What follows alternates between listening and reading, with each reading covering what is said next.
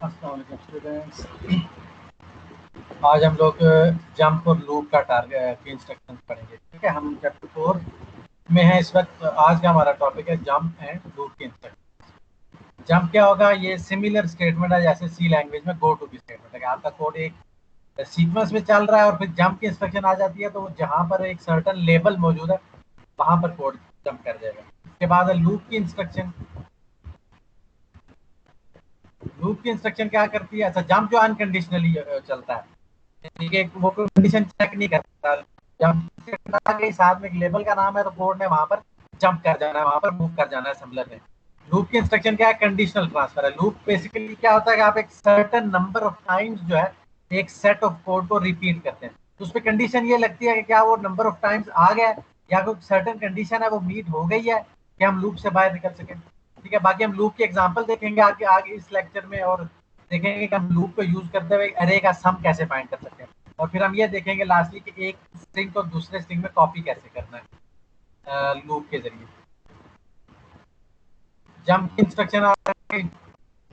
Jump is a unconditional jump to a label that is usually within same procedure, within same code, within same procedure। हमें एक label मिलेगा, उस jump की instruction क्या करेगी? Code को उस लेबल पे ले जाएगी।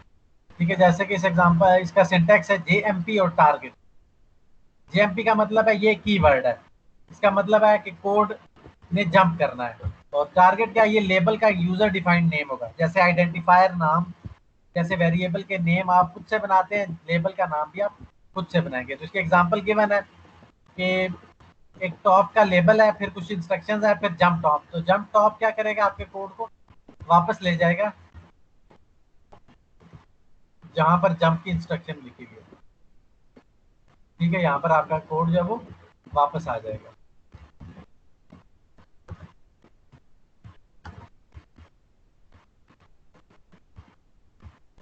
ठीक है, इसकी सिंपल सी एग्जांपल हम पहले भी देख चुके हैं इंस्ट्रक्शन। लेट्स से एक इंस्ट्रक्शन है,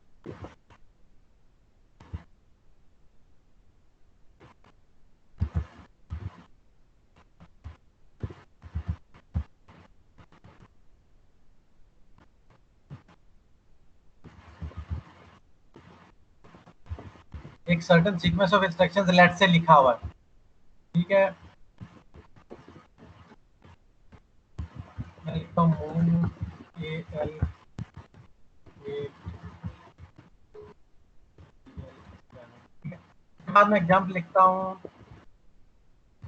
लेबल 1 के नाम से। ठीक है, अब ये पहली इंस्ट्रक्शन क्या करेगी? वो एल में 8 वैल्यू मूव करेगी, दूसरी क्या करेगी? बीएल में 7 मूव करेगी। बीएल लेबल 1 की इंस्ट्रक्शन क्या करेगी? कुछ भी नहीं करेगी।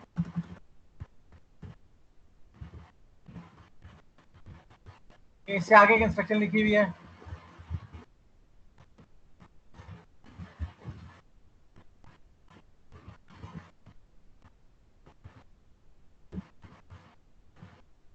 ये अगली दो इंस्ट्रक्शन कुछ ऑपरेशन परफॉर्म करेंगी। ठीक है, इन दो इंस्ट्रक्शन के बाद मैं एक इंस्ट्रक्शन लिखता हूँ जे एम पी जंप लेबल 1। अब ये इंस्ट्रक्शन क्या करेगी? ये बजाय इसके कि कोड जंप लेबल 1 के बाद अगली लाइन पे जाता है, इसकी नेक्स्ट लाइन पे कुछ होता, वो क्या करेगा? कोड को जंप करा देगा।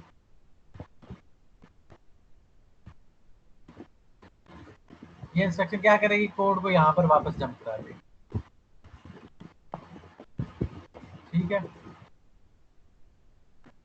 आपका कोड जो है लेबल 1 से, ये जंप लेबल 1 की इंस्ट्रक्शन से वापस आ जाएगा जहां ये लेबल 1 लिखा हुआ है यहाँ पर। ठीक है, तो ये सिंपल काम करेगी जंप की इंस्ट्रक्शन।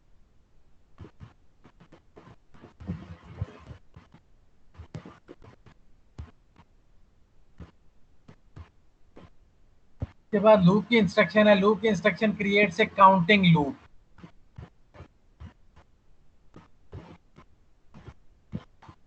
लूप की इंस्ट्रक्शन क्या करती है? एक काउंटिंग लूप, यानी कि आप एक नंबर ऑफ टाइम्स बता देते हैं कि इस लूप को 5 दफा चलना है या 10 दफा चलना है या 15 दफा चलना है। तो लूप की इंस्ट्रक्शन क्या करेगी? उसे उतनी बार लूप कराएगी।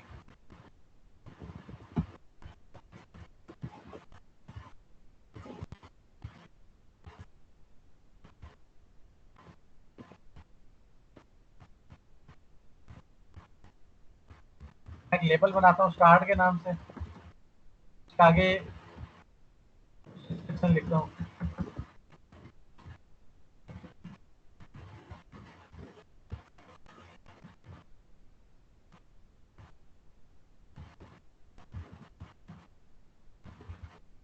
ये कोड क्या करेगा, ये स्टार्ट का लेबल है, इसके आगे ये वो कोड है जिसे मैं लूप कराना चाह रहा हूँ, जिसे मैं रिपीट करना चाह रहा हूँ। तो लूप स्टार्ट इंस्ट्रक्शन क्या करे, कोड को वापस स्टार्ट के पे ले जाए, और स्टार्ट के बाद से लेके लूप स्टार्ट के तक के बीच का जो कोड है, वो जब तक ये लूप की इंस्ट्रक्शन जो है वो डिसाइड करेगी कि ये कब तक लूप होना। अच्छा, अब ये कैसे डिसाइड होगा कि ये लूप कितनी दफा चल रहा है? उसका तरीका बड़ा सिंपल है।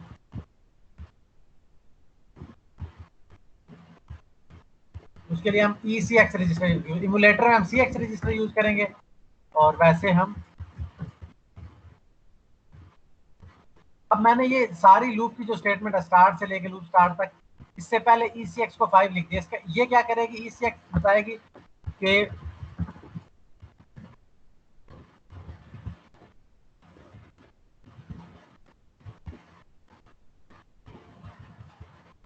ये जो मैंने लिखा है ई सी एक्स 5,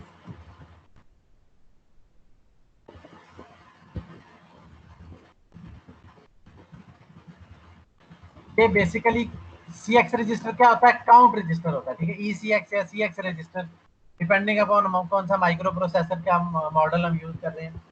तो ये बताएगा कि लूप ने कितनी दफा चलना है। हम लूप की जो भी स्टेटमेंट है, यहाँ पर ये स्टार्ट और लूप स्टार्ट से लेकर ये मैंने लूप एक बनाया हुआ है, ये इस लूप से पहले मैं ई सी एक्स को वैल्यू दे दूंगा, तो ये क्या होगा, ये लूप उतनी बार चलेगा। अब ये लूप कैसे उतनी बार चलेगा, एक दफा वापस स्लाइड्स पे आते हैं।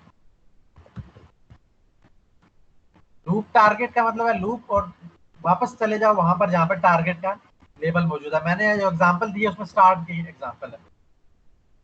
अच्छा, लूप की इंस्ट्रक्शन की लॉजिक क्या है? लूप की इंस्ट्रक्शन जब भी चलेगी वो काउंट रजिस्टर में 1 करेगी, और अगर काउंट रजिस्टर में से लूप की इंस्ट्रक्शन जब भी चलेगी वो काउंट रजिस्टर में से 1 सब्ट्रैक्ट करेगी, और अगर काउंट की वैल्यू ग्रेटर देन 0 हो तो लूप जहां जंप कराना चाह रहा है मुझे वहां जंप होगा, वरना जंप नहीं होगा और कोड अगली लाइन पे चला जाएगा। ठीक है।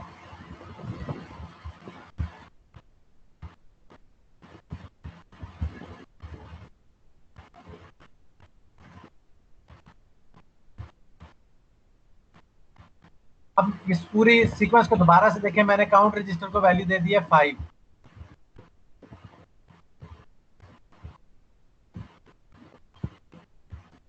ECX रजिस्टर है, मैंने इसको वैल्यू दे दी है 5। ठीक है, पहली इंस्ट्रक्शन है कि अब ये चूंकि मैंने ECX को 5 वैल्यू दिया तो लूप 5 दफा चलेगा। कैसे? ECX की इंस्ट्रक्शन चली, ECX की इंस्ट्रक्शन चली, इसके बाद स्टार्ट का लेबल सबलर के सामने आएगा, ये कुछ नहीं करेगा। ये इंस्ट्रक्शन क्या करेगी, इंक्रीमेंट ऑफ AL करेगी। ठीक है, इस इंस्ट्रक्शन को फिलहाल हम छोड़ देते हैं। ठीक है, लेट्स सपोज AL की वैल्यू इनिशियली 0 है।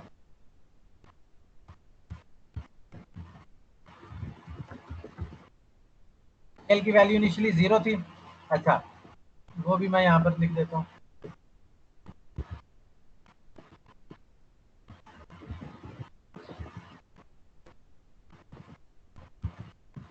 एल रजिस्टर की वैल्यू है इनिशियली 0। ठीक है, सबसे पहले एल रजिस्टर को 0 वैल्यू दे दी, फिर ECX रजिस्टर को मैंने 5 वैल्यू दे दी। ECX को 5 वैल्यू देने का मकसद है कि ये कोड 5 दफा चले। अच्छा, वो कैसे चले वो भी वाजे हो जाता है। अगले आगे स्टार्ट की इंस्ट्रक्शन चली, इसने कुछ नहीं किया। इंक्रीमेंट ऑफ एल की इंस्ट्रक्शन ने क्या किया, 5 वैल्यू कर दी है,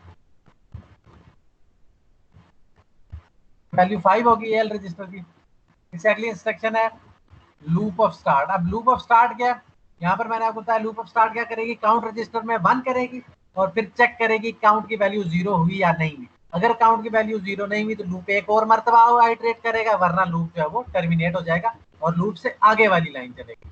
अब यहाँ पर देखते हैं क्या होगा। काउंट की वैल्यू में से 1, काउंट की वैल्यू क्या है 5, तो ये क्या, ये इंस्ट्रक्शन क्या करती है, ECX ऐसे -1 करती है और फिर चेक करती है ECX जो है वो ग्रेटर देन 0 है या नहीं है। तो ECX को -1 किया तो ये ECX की वैल्यू क्या हो जाएगी 4। और ग्रेटर देन 0 जो है वो अभी ट्रू है। क्योंकि ग्रेटर देन 0 ट्रू है तो हम वापस स्टार्ट, लूप ऑफ स्टार्ट क्या करेगा, स्टार्ट पर वापस चला जाएगा। अब जब वापस चलेंगे दोबारा इंक्रीमेंट की इंस्ट्रक्शन चलेगी और ए एल की वैल्यू, सॉरी पहले 0 थी अब 1 हो जाएगी। ठीक है, वो ECX की वैल्यू 5 थी। अच्छा, इसके बाद अब पहले 0 थी, पहली आइट्रेशन में ECX की वैल्यू 0 से 1 हुई है, दूसरी आइट्रेशन में 2 होगी। ठीक है, इसके बाद दोबारा लूप की इंस्ट्रक्शन चलेगी, वो देखिए काउंट की वैल्यू में 1 सब्ट्रैक्ट करेगी, तो काउंट की वैल्यू हो जाएगी 3। और चूंकि काउंट की वैल्यू इक्वल टू 0 नहीं है तो ये लूप दोबारा चलेगा और AL की वैल्यू हो जाएगी 3। ठीक है, इसके बाद दोबारा काउंट की वैल्यू जो है वो डिक्रीमेंट होगी और वो हो जाएगी 2, और कोड वापस स्टार्ट के लेवल पे आ जाएगा और AL की वैल्यू इंक्रीमेंट होकर हो जाएगी 4। ठीक है, फिर एक बार लूप की इंस्ट्रक्शन चलेगी, वो क्या करेगी, काउंट की वैल्यू में से 1 सब्ट्रैक्ट करेगी तो वो वैल्यू 1 हो जाएगी। अभी भी काउंट की वैल्यू ग्रेटर देन 0 है, लिहाजा ये स्टेटमेंट ट्रू है। दोबारा कोड स्टार्ट पे जाएगा, फिर AL को इंक्रीमेंट करेगा, उसकी वैल्यू 5 हो जाएगी। फिर इसके बाद लूप की इंस्ट्रक्शन चलेगी, लूप की इंस्ट्रक्शन क्या करेगी, काउंट में -1 करेगी। क्योंकि अब देखें, अब count ECX is equal greater than 0 condition check होगी, ये कंडीशन जो है अब वो फॉल्स हो गई है। ठीक है, ये कंडीशन क्योंकि फॉल्स हो गई है तो अब कोड वापस जो है लूप ऑफ स्टार्ट से वापस स्टार्ट में नहीं जाएगा बल्कि अगली इंस्ट्रक्शन पे चलाएगा। ठीक है, तो बेसिकली क्या हो रहा है, जब भी लूप की इंस्ट्रक्शन चलती है वो काउंट की वैल्यू में से 1 सब्ट्रैक्ट करती है और फिर चेक करती है काउंट ग्रेटर देन 0 है या नहीं। अगर ग्रेटर देन 0 है तो लूप दोबारा से इटरेट होगा, वरना अगली इंस्ट्रक्शन चलेगी। ठीक है, यहाँ चूंकि काउंट की वैल्यू 5 थी तो ये लूप ऑफ स्टार्ट ने को 5 दफा काउंट को में से -1 करना पड़ा, तब वो जाके 0 हुआ, तब जाके लूप खत्म हुआ। तो इसका मतलब है जब हम ECX को जो भी वैल्यू दे देंगे लूप उतनी दफा चलेगा। ठीक हो गया।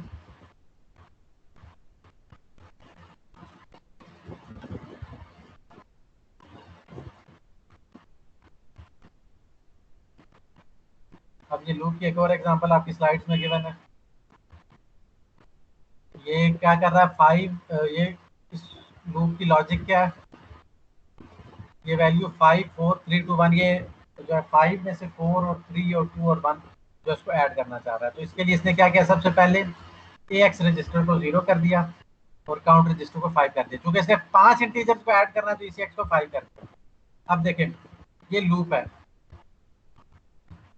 अब लूप की स्टेटमेंट को देखें, वो क्या करता है, AX में CX को ऐड करता है और फिर दोबारा से लूप कर देता है।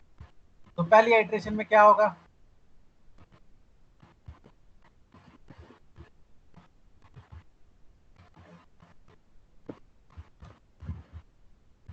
लूप की पहली आइट्रेशन में क्या होगा,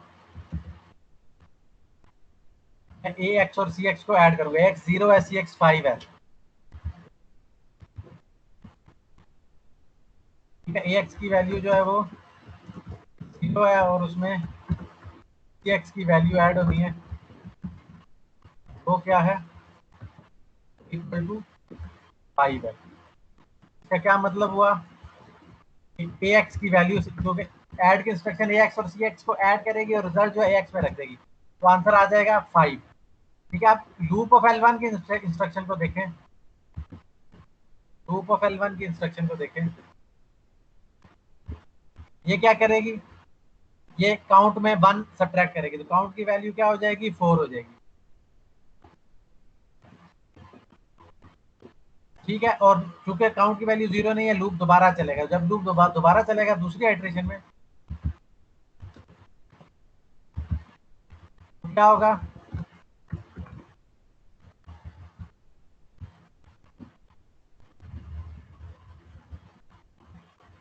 आइट्रेशन में क्या होगा, AX की वैल्यू ऑलरेडी 5 है और उसमें हम CX की वैल्यू को ऐड करेंगे।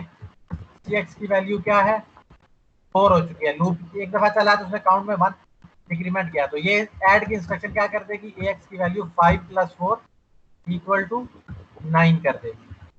ठीक है, और अब ऐड की इंस्ट्रक्शन के बाद दोबारा लूप की इंस्ट्रक्शन चलेगी, वो क्या करेगी, सी एक्स की वैल्यू को 4 से कम करके, लूप की इंस्ट्रक्शन क्या करेगी, सी एक्स की वैल्यू को 4 से कम करके 3 कर देगी। ठीक है, एक बार फिर लूप चलेगा, चूंकि सी एक्स की वैल्यू 0 नहीं हुई, एक बार फिर लूप चलेगा, वो 9 प्लस 3 का ऑपरेशन करेगा और सी एक्स की वैल्यू 2 हो जाएगी। ठीक है, इसी तरह ये लूप चलता जाएगा और अल्टीमेटली ये 5 दफा चलेगा और ये जो एक्सप्रेशन ऊपर गिवन है 5 + 4 + 3 + 2 ये एग्जीक्यूट हो जाएगी। ठीक है, इसके बाद इसने एग्जांपल्स दिए हैं कि ए एक्स की इनिशियल वैल्यू 6 है,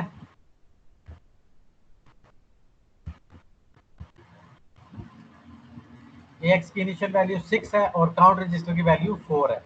काउंट रजिस्टर की वैल्यू 4 होने का मतलब यह है कि ये जो लूप हम आगे चलाना चाह रहे हो 4 मरतबा चलेगा। ठीक है, तो ये चूंकि इंक्रीमेंट ऑफ 10 जो है वो पहले एक दफा होगा, फिर दूसरी दफा होगा, फिर तीसरी दफा, 4 दफा होगा, तो ए एल की जो वैल्यू है वो अल्टीमेटली ए एक्स रजिस्टर की वो 10 हो जाएगी। क्योंकि लूप चलने से पहले एक्स की वैल्यू 6 है, लूप ने 4 दफा चलना है तो वो 10 हो जाएगा। अच्छा, अब यहाँ पर एक और केस आ जाता है, अगर लूप चलने से पहले हम काउंट रजिस्टर की वैल्यू 0 कर दें तो क्या होगा, ये यही लूप है, लेट्स से ये ए एक्स को इंक्रीमेंट करेगा पहले, या लूप का जो भी कोड है वो चलेगा और उसके बाद लूप ऑफ x2 की इंस्ट्रक्शन चलेगी। अब ये जो लूप ऑफ x2 की इंस्ट्रक्शन है, ये लूप ऑफ x2 की इंस्ट्रक्शन ई सी एक्स के साथ क्या करती है, उसको लेस देन 0 करती है। ई सी एक्स की वैल्यू ऑलरेडी 0 है,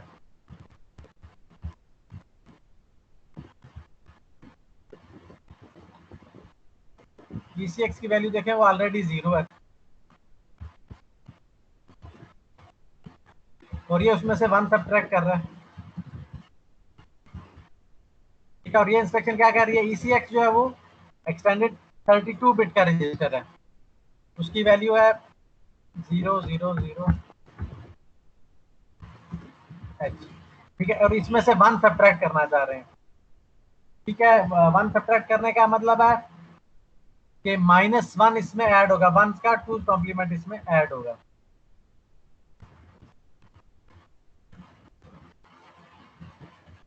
वन जो है उसका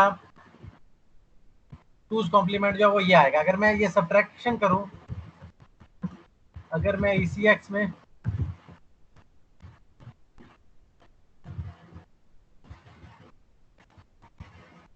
-1 ऐड करूं तो ये ऊपर वाला ऑपरेशन परफॉर्म होगा। ठीक है, ये जो एडिशन है, अगर मैं आंसर चेक करूं, इस हेक्साडेसिमल एडिशन को अगर मैं परफॉर्म करूं तो मेरे पास आंसर आएगा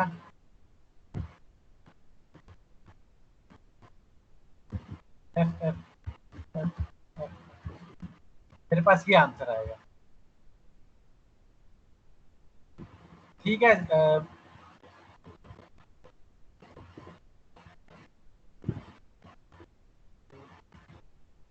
क्योंकि जीरो जो है वो, जीरो जो ऑलरेडी 0 था उसमें से जब हम 1 सब्ट्रैक्ट करेंगे तो जो मैक्सिमम वैल्यू है वो उसमें आ जाएगी। ठीक है, सब्ट्रैक्शन का ऑपरेशन परफॉर्म करने से इसकी वैल्यू जो है वो मैक्सिमम हो जाएगी। सॉरी, ये जो नीचे मैंने लिखा है ये आल एफ होगा, -1 जो होता है वो आल वन के इक्वल होता है।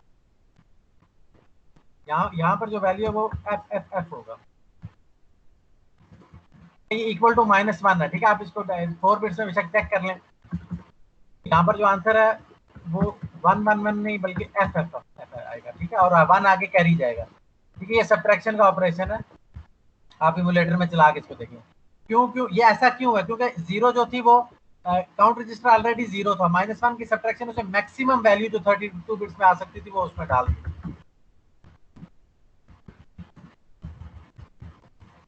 या फिर हम क्या कह सकते हैं, और या तो आप ये कह दें कि मैक्सिमम वैल्यू में आ गए, या क्या कह दें कि साइन वैल्यू जो है वो इक्वल टू -1 हो गया।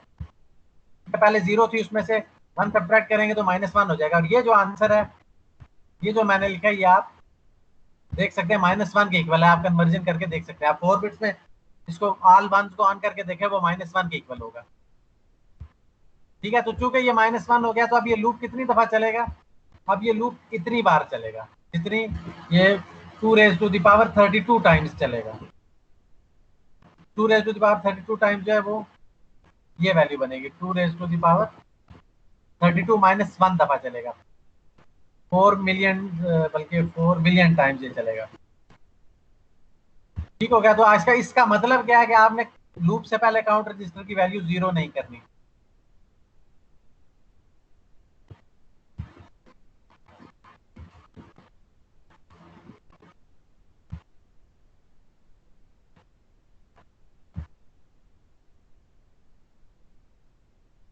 अच्छा, इसके बाद आ जाता है नेस्टेड लूप का कंसेप्ट।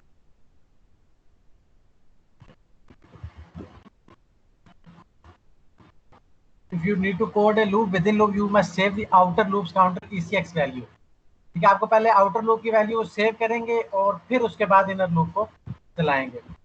ठीक है, ये एग्जांपल देखते हैं। यहाँ पर एक काउंट का वेरिएबल है, फिर एक काउंट रजिस्टर को मैं 100, ये आउटर लूप है, ये जो कि मैंने 100 पे सेट कर दिया है। ठीक है, अब ये लूप L1 है,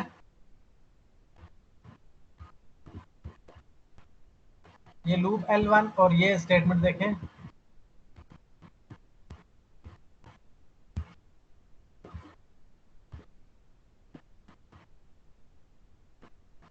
ये लूप ऑफ L1। ठीक है, और ये दूसरा फिर ये आउटर लूप आ गया L2 और ये लूप ऑफ L2।